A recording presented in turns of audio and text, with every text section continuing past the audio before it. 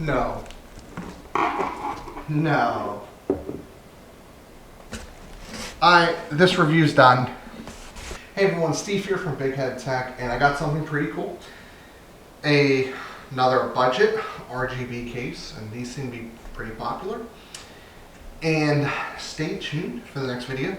The next video is, can you build an RGB gaming PC with an 80 plus gold power supply, NVMe SSD, and full RGB for less than $400 brand new? That'll be the fault of this video. But today, I have something from a brand that I have not worked with before. This is something I purchased. So, this is not a review sample. It is from Sama. It is the Line A RGB. And we're gonna find out. I'm gonna do the build in it real quick. You guys will actually see that build log here shortly. But we're gonna take a look to see if something under $50 has some RGB bling, you know, or a brand that's not very well known, not one of the mainstream brands, if it's worth considering or not, and is it just too much RGB tax? But the first thing we gotta do is grab our Gamer Nexus toolkit. No.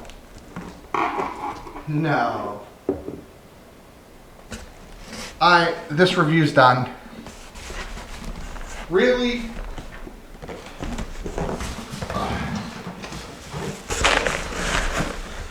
I'm going to show you what I'm reeling about. This case is less than $50 shipped to your door. I think it's like 42 or 43. And that, my friends, is all soft foam with, I guess, a piece of soft foam over top of the tempered glass over here. That is crazy. I haven't seen soft foam since my Manly PCO 11. Not even a lot of the more popular cases, even from like Be Quiet and NZXT, have I seen this. But there's still more to a case than that. So taking a really quick look here, it is a light case.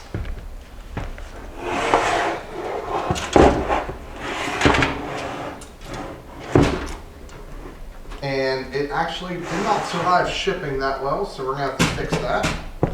So that's the downside. You have, unfortunately, not the greatest metal. Yay. It actually did bend this a little bit. So it doesn't tell you even the best foam doesn't unfortunately fix that. But it is a very, very, very lightweight case. So do keep that in mind.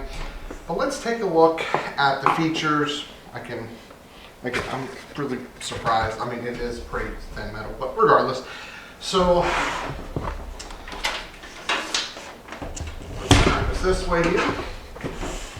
So we have tempered glass side panel, so we'll go ahead and take this bad boy off here. And it has one addressable RGB fan. It also has an RGB strip up here. These are 5-volt addressable. The system we're putting together is 5-volt addressable. So this is actually tempered glass. This is not acrylic. So nothing cut there. Okay, so just my first impressions. I will say this, everything is thinner. Nothing sharp that I'm seeing, which is good, right? So edges are good. So that's definitely good to see. Front has not great ventilation. Just kind of looking at it, we basically have perforation here and then intake through the bottom there. But you do have a dust filter up top, which is really cool to see. We have a dust filter along the bottom. Also good to see, and it's like covered by thumb screws. I'm very curious here. It's probably for the hard drive cages. Yeah, yep, okay, so cool. Yeah, there's one hard drive cage in the bottom. And it is covered by thumb screws, so it can be completely removed, which is not a bad thing. So the only thing I really wish they would have done is they don't really have front dust filtration, which kind of sucks. But so looking at the shipping damage here, and again, this is pretty thin, so that's not surprising. They only put one rivet here. They probably should have put two, one on each. So food for thought there. I'll fix it. No problem there. But let me go ahead and get building in it. I am putting a micro ATX build in it. I will throw a graphics card in as well. That kind of gives you my feelings for the case. Overall, I'll obviously get that part fixed. Probably take some glue or whatever, and it should be good from there. But yeah, let's see if I can recommend this case or not. So, my final thoughts. Well, it's kind of a mixed bag, to be honest. This, I cannot get to sync with the front header.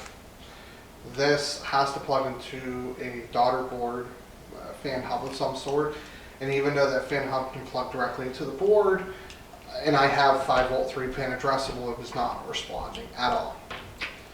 So what I've done is I have two 4-pins memory going to the board. This is controlled by the front, which is kind of neat.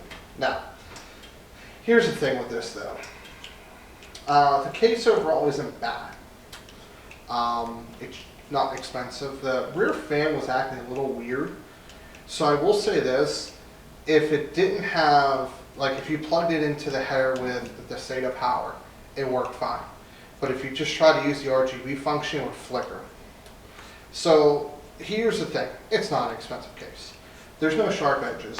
Mine I fixed, but it came a little bit on the bent side because it's not the thickest metal. If you have a bunch of addressable RGB fans, preferably that are 3-pin, that can hook up to this hub, it's a great setup. You can switch everything directly through the reset button, which is already configured like that. It's set up turnkey, which is really cool.